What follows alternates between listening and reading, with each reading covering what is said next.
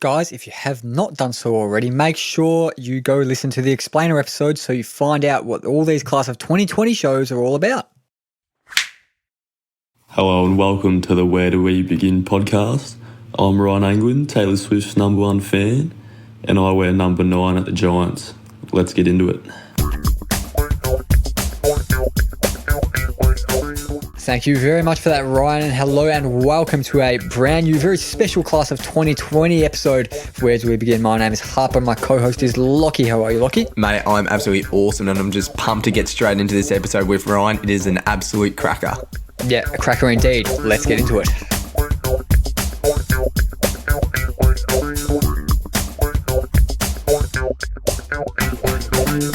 Okay, and this next Class of 2020 guest is a big one. It's pick 18 at the GWS Giants, Gippsland Power product, 184 centimetres, 74 kilos at the time of drafting, born on the 12th of December 2002. I'm delighted to welcome onto the show Mr. Ryan Angwin. How are you, Ryan? Yeah, good yourselves?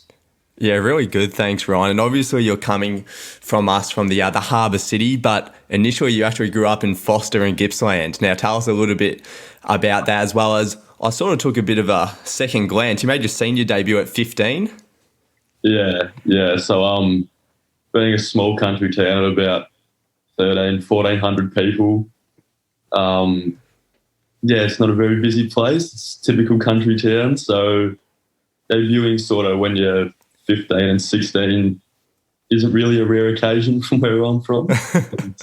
There's not too many options out there. But, Foster's just the, quietest place on earth. I think it's like the average in Victoria, it's like got the highest age average. So it's like one of the highest places in, Vic. So it's just, quiet, but that's good. Geez, bringing some knowledge into the Where Do We Begin listeners' minds. And the question that kind of everyone asks, I guess, no footy in 2020, of course. So were you worried around the drafting period or the whole year, I guess, about the effects that would have? Sort of at the beginning of the whole COVID period, I reckon everyone would have been like, what the hell's going to happen? What's going on? But everyone would have just been in a full rush and just been lost in the moment. But as the weeks sort of went by, just had to sort of train your mind to stay in the moment and don't get too caught up on the future, and just try to train every day and improve as much as you can each day and each week, and then hopefully some football would have got up, but unfortunately it didn't. But if you just kept that mindset, then just keep chipping away, and then the draft came around and here we are. Yeah, I think we can all sort of relate to that uncertainty, particularly at the start of 2020. Nobody knew what COVID was. It sort of all hit us within a couple of weeks. But within that time, you trained with somebody from your hometown, Xavier Durand, who's obviously, he was also a pick 18 at the Port Adelaide. I guess, how did you find that benefited your game, being able to train with Xavier for those couple months? Yeah, Xavier's been really good. He helped me so much through not only my junior years, but still helped me heaps now. And being able to train with him just gave me sort of a glimpse and a taste of what an AFL program sort of was like. Just being able to go down to the Oval, just work on skills, work on running, just do all that sort of grind sort of stuff. It was huge, and just to learn off him as much as I could, how he goes about it, and how he attacked the COVID and how he attacked his draft year. It's helped me enormously. So full props to him, and couldn't thank him enough. Now, obviously, Xavier's got one of the most iconic goal celebrations in the AFL with the bow and arrow. Did he help you with one? Help you come up with your own signature move when you kick a goal? Haven't come up with anything yet. I'm still working on it. I might have to ask him for a few tips. He recommends. There might be something else out there he's got in mind that I might steal, but I'll keep working on it. Oh, yeah, we love that. But it's a quick pace show, so we're just going to move on to the draft now. So I don't know if you supported an AFL team growing up and there was a particular one that you wanted to go to, but did you know that it was going to be GWS? How early did you know, or did you know just when you got picked? I had absolutely zero clue that GWS were interested. Oh, wow. I spoke to them a couple of times, but they really gave absolutely nothing away. And I was just sitting at home watching the draft. It was just dragging out and out. It was the longest night of my life. And I went in the fridge to grab some food, and then my name got read out on TV, and it's couldn't believe it. So there was that video of all your friends and family jumping on over you because you were at the fridge at the time when you got drafted. Yeah, so my name got read out, and we had like a video set up, and I wasn't even in the frame though. I was celebrating, and I was just drinking a chucky milk out on the side. Oh mate, that is elite. Something that I'd love to know about, like, how are you feeling heading into the draft? Because obviously, being one of the youngest people in your draft class, born in December, you were playing in the in your bottom age year. A lot of the kids were a year or 2 years older than you, so you didn't have that chance to really showcase in your top age year. How confident were you heading into the draft in terms of how high you'd go or if you'd be drafted? I was really optimistic about the whole sort of draft. I was unsure if I was going to go or not. So sort of having that mindset, I was prepared either way, and I knew if I didn't get picked, I'd be ready to go in 2021. But it really just caught me off guard going that high, I suppose, into round one, and couldn't thank GWS enough for the opportunity.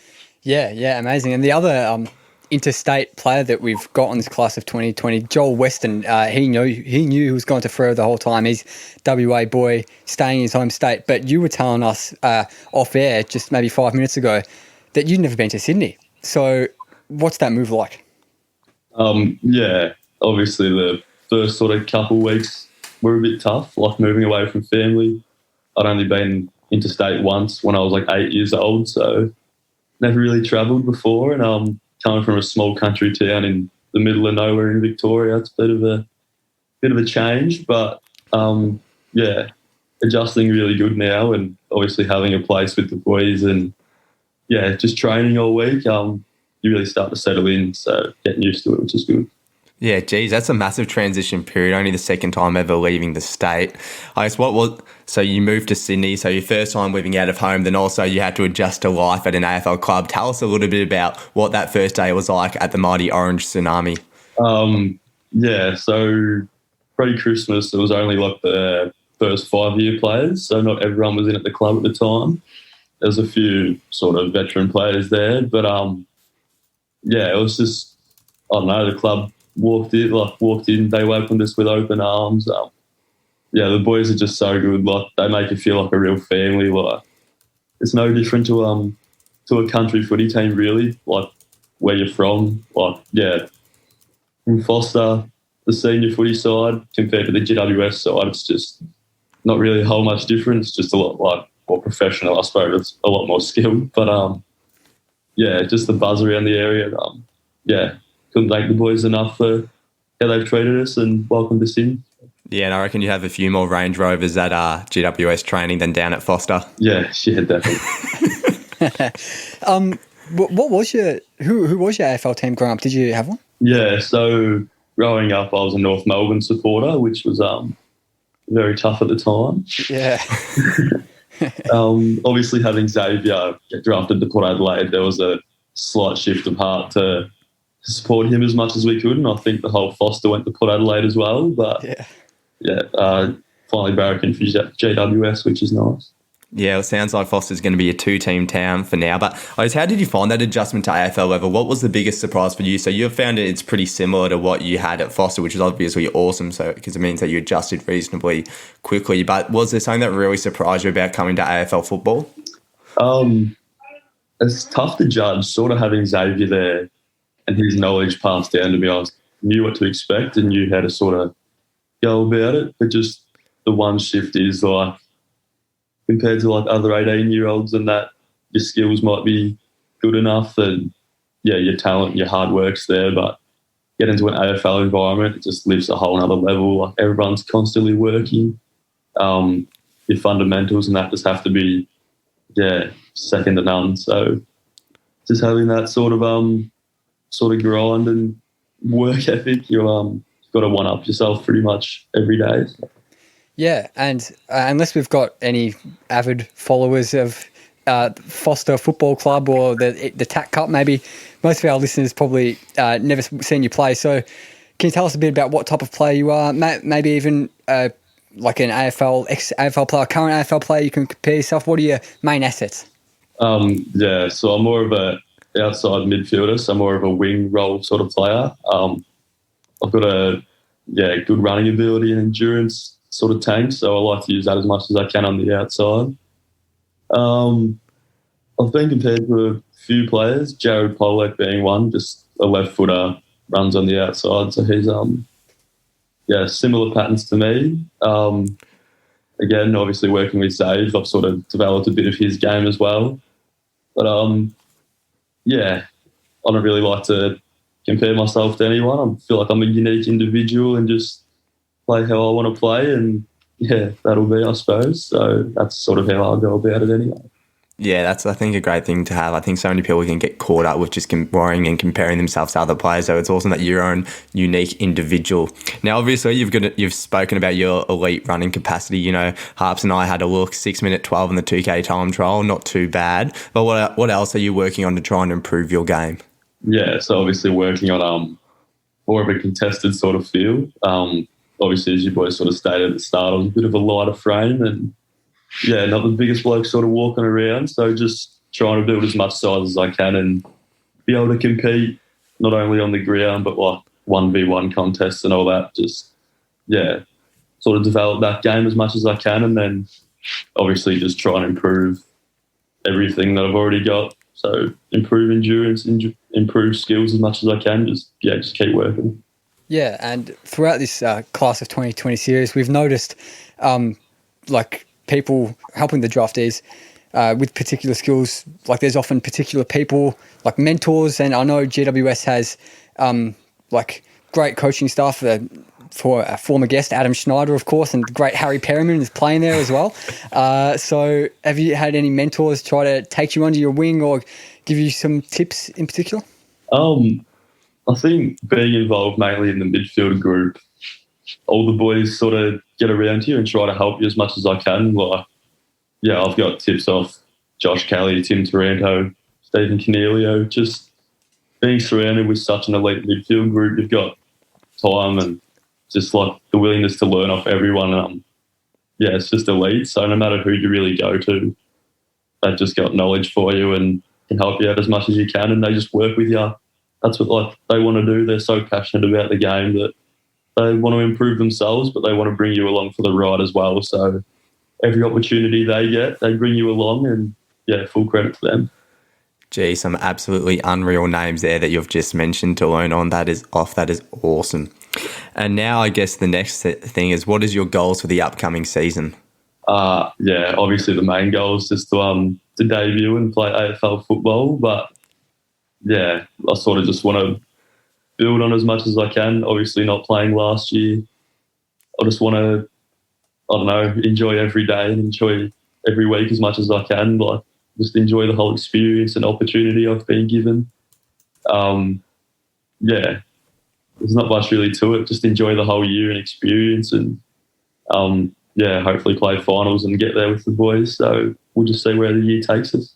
Yeah, man, as we're talking about off air, I'm an avid super coacher. So if you are going to make your debut, just give us the heads up so I can slot you into my team. I'm always looking for a rookie to put in.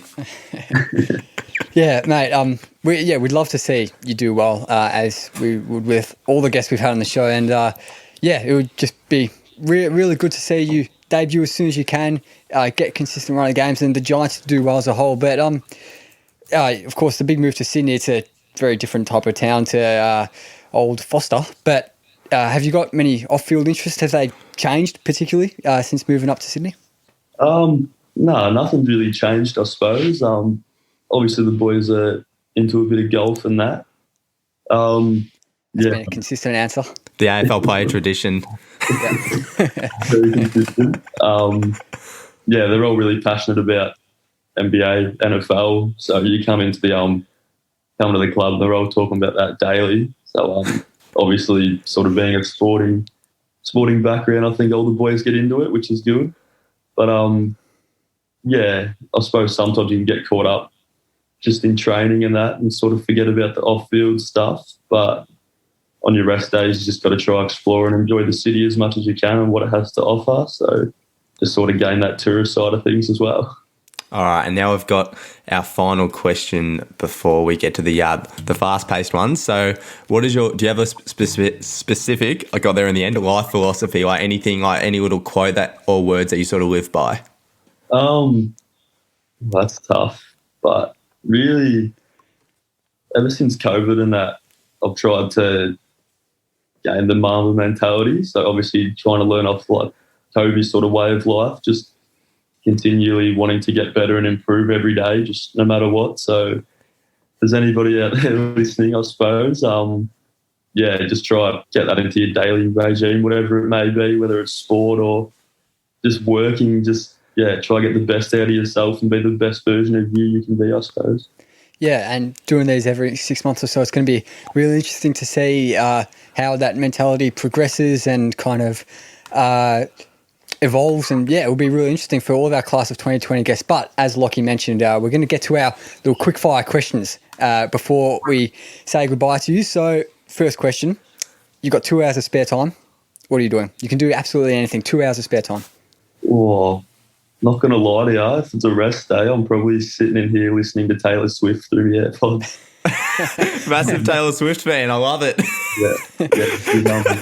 Queen. What's the number one song?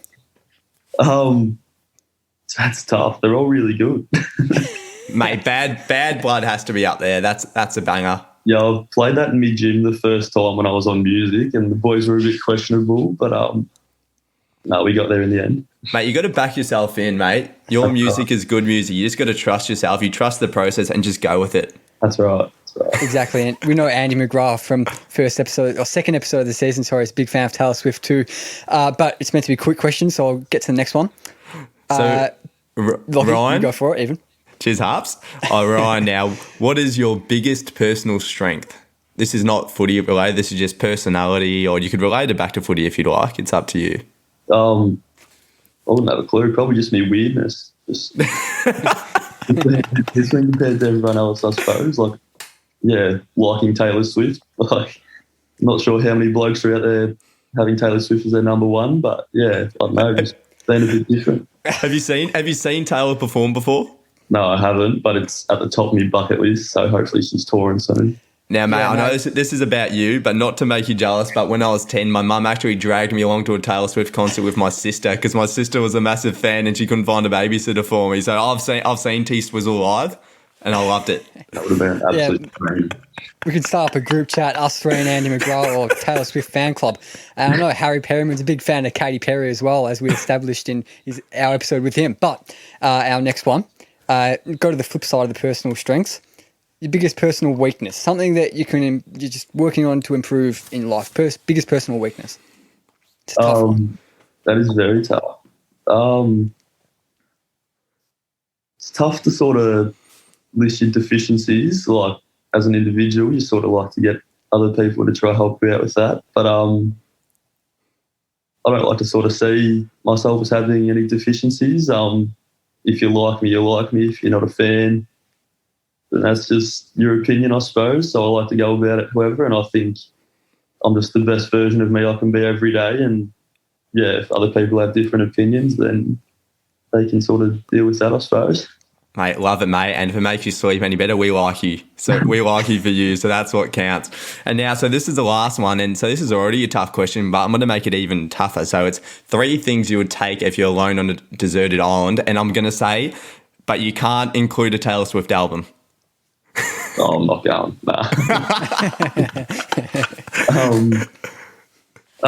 Not to be smart, but I've sort of seen this question online. I reckon I'd take a boat, maybe. That's a good idea. And then be able to get that.